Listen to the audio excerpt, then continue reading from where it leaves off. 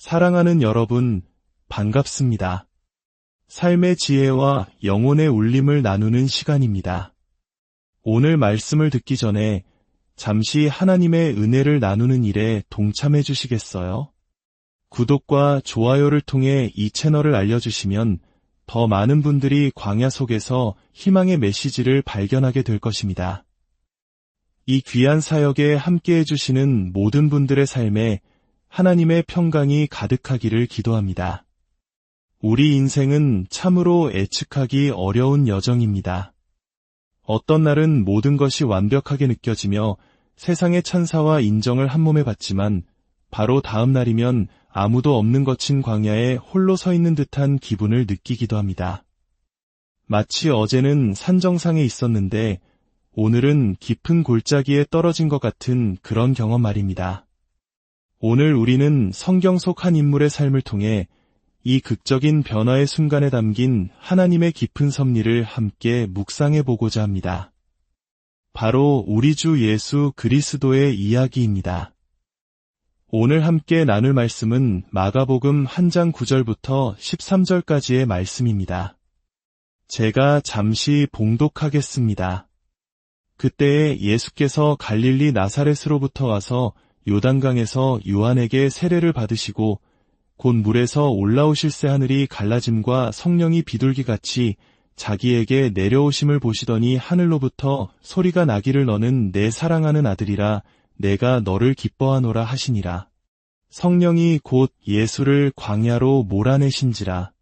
광야에서 40일을 계시면서 사탄에게 시험을 받으시며 들짐승과 함께 계시니 천사들이 수종들더라. 여러분, 이 짧은 구절 안에 광야와 들짐승, 지쳐있는 구원자, 그리고 천사들까지 인생의 모든 희로애락이 압축되어 있습니다. 혹시 지금 여러분의 삶에 좋은 일과 나쁜 일이 동시에 일어나고 있어 혼란스럽지는 않으신가요? 바로 그 혼돈의 공간이야말로 하나님의 영광이 드러나는 특별한 장소임을 기억하시기 바랍니다. 오늘의 주제는 바로 당신의 광야에 함께하는 천사들입니다. 이 말씀을 제대로 이해하기 위해서는 먼저 문맥을 살펴보는 것이 매우 중요합니다. 사람들은 종종 우리 인생 이야기의 중간에 불쑥 뛰어들어 단편적인 모습만을 보고 우리를 오해하고 잘못된 판단을 내리곤 합니다. 짧은 말 한마디, 스쳐 지나가는 한 장면으로 한 사람의 인생 전체를 규정지을 수는 없는 법입니다. 성경 말씀도 마찬가지입니다. 문맥을 벗어난 성경 구절은 본래의 의미를 잃고 왜곡되기 쉽습니다. 예수님은 광야에서 태어나지도 광야에서 자라지도 않으셨습니다. 오히려 그분의 공생애는 가장 영광스러운 순간에 시작되었습니다. 우리가 본문을 이해하기 위해 먼저 기억해야 할 것은 예수님께서 공생애를 시작하시기 전까지 약 18년이라는 긴 시간 동안 성경에 거의 기록되지 않은 채 침묵의 세월을 보내셨다는 사실입니다. 12살 때 성전에서 학자들과 토론하던 소년 예수의 모습 이후 30살이 되어 요단강에 나타나시기까지 그분은 나사렛의 이름 없는 목수의 아들로 살아가셨습니다. 우리 한국인들에게도 익숙한 모습 아닐까요? 중요한 시험을 위해 혹은 인생의 큰 목표를 위해 수년간 세상의 주목을 받지 못한 채 묵묵히 자신의 길을 걸었던 그 시간들처럼 말입니다. 하나님과 동행하는 가장 힘든 시간은 뜨겁지도 차갑지도 않고 좋지도 나쁘지도 않은 그저 평범하고 무미건조한 일상이 반복되는 아무것도 없는 시간일 수 있습니다. 예수님은 그 18년의 무명 시절을 묵묵히 견뎌내셨습니다. 그리고 30이 되셨을 때 예수님은 무대 위가 아닌 군중 속 한 사람으로 서 계셨습니다. 당시 모든 사람의 관심은 그의 사촌이자 새로운 시대의 아이콘이었던 세례 요한에게 쏠려 있었습니다. 세례 요한은 기존의 모든 규칙을 깨는 파격적인 인물이었습니다. 제사장 가문 출신이었지만 제사장의 옷을 입지 않았고 성전이 아닌 광야에서 메뚜기와 석청을 먹으며 낙타털 옷을 입고 회개를 외쳤습니다. 사람들은 이 새롭고 강렬한 선지자에게 열광했습니다. 수많은 사람들이 예수님을 지나쳐 세례 요한에게 나아갔습니다. 더 위대한 존재가 바로 곁에 있었지만 아직 그분의 때가 이르지 않았기에 사람들은 그를 알아보지 못했습니다. 위대함이 드러나기까지는 시간이 필요하기 때문입니다. 이것 역시 하나님의 시험이었습니다. 이름 없이 무시당하는 시간, 평범하게 취급받는 시간은 우리의 교만을 꺾고 훗날 하나님께서 우리를 높이셨을 때 자신을 숭배하지 않도록 우리를 낮추시는 훈련의 과정입니다. 예수님은 자신을 몰라보는 군중 앞에서 자신을 증명하려 애쓰지 않으셨습니다. 묵묵히 자신의 때를 기다리는 품격, 그것이 바로 예수님의 성품이었습니다. 진정한 품격은 거절당했을 때, 인정받지 못했을 때 드러납니다. 그러던 어느 날 요단강에서 세례를 주던 요한이 고개를 들어 예수님을 보았습니다. 그리고 그는 외쳤습니다. 보라, 세상 죄를 지고 가는 하나님의 어린 양이로다. 그는 자신의 명성과 영향력을 이용해 더 위대한 분, 바로 예수님을 가리켰습니다. 자신의 빛을 기꺼이 다른 사람에게 비춰주는 것, 이것이야말로 진정으로 위대한 사람의 모습입니다. 요한의 이 한마디에 군중이 갈라지고 18년간 무명이었던 예수님은 단 한 걸음의 역사의 중심, 구원의 무대 위로 올라서셨습니다. 여러분, 하나님께서 정하신 때는 우리가 생각하는 것보다 훨씬 극적으로 다가올 수 있습니다. 우리가 무대를 위해 기도하기보다 주님께서 인도하시는 한 걸음에 순종하며 나아갈 때 무대는 저절로 준비될 것입니다. 예수님께서 요단강으로 나아가 세례를 받으시는 그 순간 놀라운 일이 일어납니다. 하늘이 열리고 성령께서 비둘기 같은 형상으로 그에게 임하셨습니다. 그리고 하늘에서 음성이 들려왔습니다. 너는 내 사랑하는 아들이라. 내가 너를 기뻐하노라. 이것은 아들을 향한 아버지의 가장 큰 인정이자 축복이었습니다. 창조주 하나님의 공식적인 선포였습니다. 이보다 더 영광스럽고 충만한 순간이 어디 있겠습니까? 그의 정체성과 사명이 온 우주 앞에 공표되는 순간이었습니다. 바로 이 지점에서 우리는 오늘 이야기의 핵심으로 들어갑니다. 성경은 말합니다. 성령이 곧 예수를 광야로 몰아내신지라. 바로 그 성령, 예수님을 하나님의 아들이라 증언하셨던 바로 그 성령께서 그를 가장 메마르고 혹독한 시험의 장소인 광야로 이끄셨습니다. 우리가 이 문맥을 이해해야 하는 이유가 바로 여기에 있습니다. 때로 우리는 인생의 광야에 들어섰을 때 내가 무언가 잘못했나? 하나님께서 나를 버리셨나? 라고 생각합니다. 하지만 기억하십시오. 예수님께서 겪으신 이 광야는 당신의 잘못이나 실수가 아니었습니다. 그것은 형벌이 아니라 준비의 과정이었습니다. 요단강에서 하신 하나님의 선포가 진실됨을 온 세상에 증명하기 위한 무대였습니다. 하나님은 당신이 감당할 수 없는 이름으로 당신을 부르지 않으십니다. 광야는 하나님께서 당신을 특별한 존재로 구별하시는 장소입니다.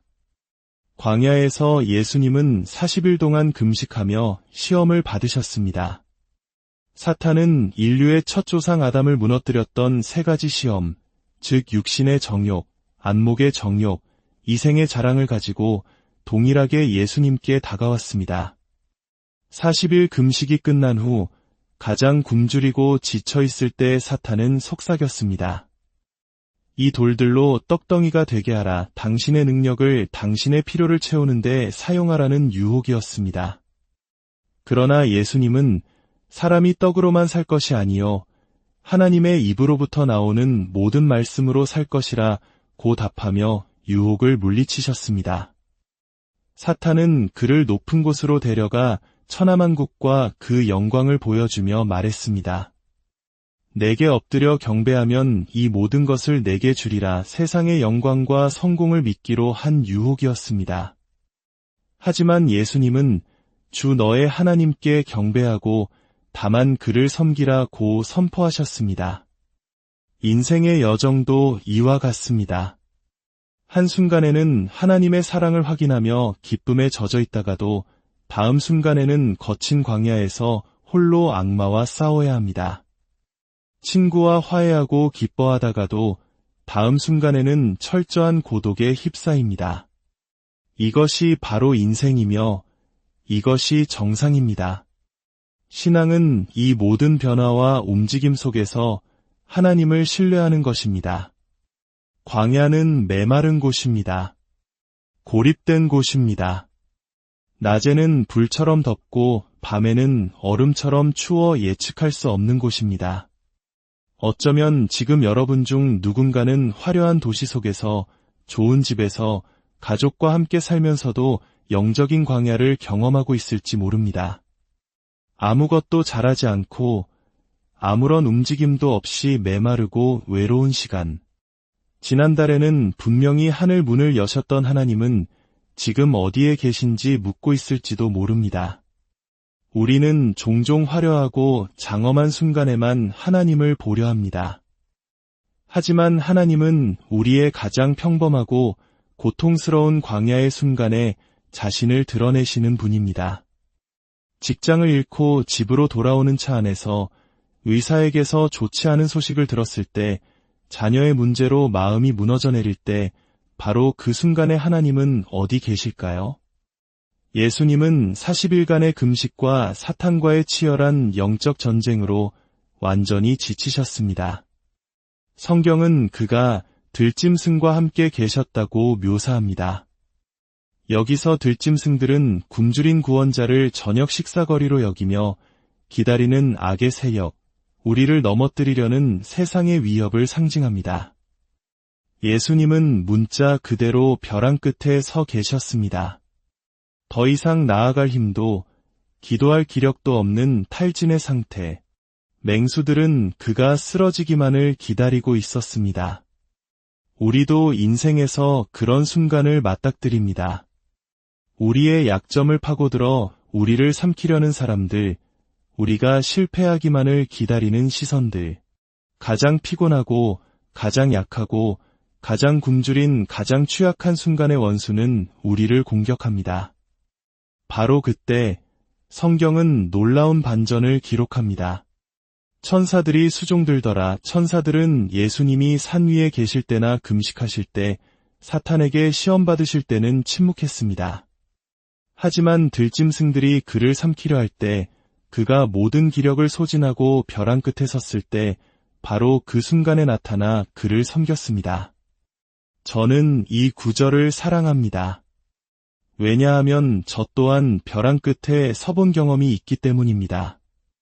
나를 저녁 식사거리로 여기는 맹수들의 붉은 눈빛을 본 적이 있기 때문입니다. 이제 널 잡았다고 속삭이는 원수의 목소리를 들어본 적이 있기 때문입니다. 하지만 저는 또한 바로 그 절망의 순간에 천사들이 나타나 저를 구원하는 경험도 해보았습니다. 원수가 홍수처럼 밀려올 때 주님의 영이 깃발을 드시는 것을 경험했습니다. 하나님께서는 당신의 자녀가 벼랑 끝에서 고통받는 것을 결코 외면하지 않으십니다. 사랑하는 여러분, 지금 여러분의 천사들이 오고 있습니다. 당신이 지쳐있고 벼랑 끝에 서 있다는 것을 압니다. 음식이 떨어지고 기력이 소진되고 친구도 없고 모든 것이 혼란스러워 보일 수 있습니다. 하지만 기억하십시오. 당신의 천사들이 오고 있습니다. 하나님은 당신의 자녀가 맹수들에게 삼켜지도록 내버려두지 않으십니다. 여러분이 과거에 겪었던 큰 사고에서 살아남은 이유가 무엇이라 생각하십니까? 다른 사람들은 모두 빠져 죽었던 그 문제에서 여러분만은 건진받은 이유가 무엇이라 생각하십니까? 그것은 바로 천사들이 당신을 지켰기 때문입니다. 당신보다 더 좋은 조건을 가진 사람들이 아니라 당신이 그 일자리를 얻게 된 것은 당신의 능력 때문이 아니라 하나님의 은혜가 함께했기 때문입니다. 지금 이 자리에 당신이 있는 이유, 이 메시지를 듣고 있는 이유는 바로 당신의 광야에 천사들이 있기 때문입니다. 광야는 누구에게나 찾아옵니다. 젊은이에게도, 노인에게도, 부자에게도, 가난한 사람에게도 찾아옵니다. 그러나 천사들은 오직 하나님을 경외하는 자들에게만 임합니다. 인생은 언제나 광야를 가져다 줄 것입니다. 그러나 하나님 아버지는 그 광야에 있는 당신에게 반드시 천사들을 보내실 것입니다. 오늘 말씀을 마치며 하나님께서 당신에게 얼마나 선하신 분인지, 당신이 얼마나 복된 사람인지 깨닫기를 원합니다. 당신이 똑똑해서 모든 것을 이겨낸 것이 아닙니다. 당신이 알지 못하는 순간에도, 맹수 같은 위협이 당신을 노리고 있을 때에도 하나님은 당신을 지키셨습니다. 원수들의 면전에서, 당신을 미워하는 자들 앞에서, 질투와 모함과 속임수 가운데서 하나님은 당신을 축복하셨습니다. 하나님께서는 지금 당신에게 묻고 계십니다. 내가 너의 인생에 이토록 놀라운 일들을 행하였거늘 어찌 입을 다물고 나를 찬양하지 않느냐? 당신의 광야에서 당신을 혼자 두지 않으셨던 하나님을 기억하십시오. 당신이 가장 약했을 때 천사를 보내 힘을 주셨던 그 사랑을 기억하십시오. 당신은 결코 혼자가 아니었습니다. 지금 이 순간에도 하나님의 천사들이 당신을 둘러싸고 있습니다. 함께 기도하겠습니다. 거룩하신 하나님 아버지, 오늘 말씀을 통해 우리 인생의 광야가 형벌이 아닌 준비의 과정이며 가장 어두운 순간에도 우리를 돕는 천사를 보내주시는 당신의 신실한 사랑을 깨닫게 하시니 감사합니다. 지금 이 순간 각자의 광야에서 외로움과 두려움에 지쳐있는 당신의 자녀들을 기억하여 주옵소서. 하늘의 문을 여시고 성령의 위로를 부어주시며 우리를 섬기는 천사들의 손길을 느끼게 하여 주옵소서. 우리가 벼랑 끝에 섰을 때 우리를 일으켜 세우시고 맹수의 위협으로부터 우리를 보호하여 주시옵소서. 우리 삶의 모든 순간에 함께 하시는 주님을 신뢰하며 나아가게 하시고 어떤 상황 속에서도 주님을 찬양하는 믿음을 잃지 않게 하옵소서. 우리 주 예수 그리스도의 이름으로 기도드립니다.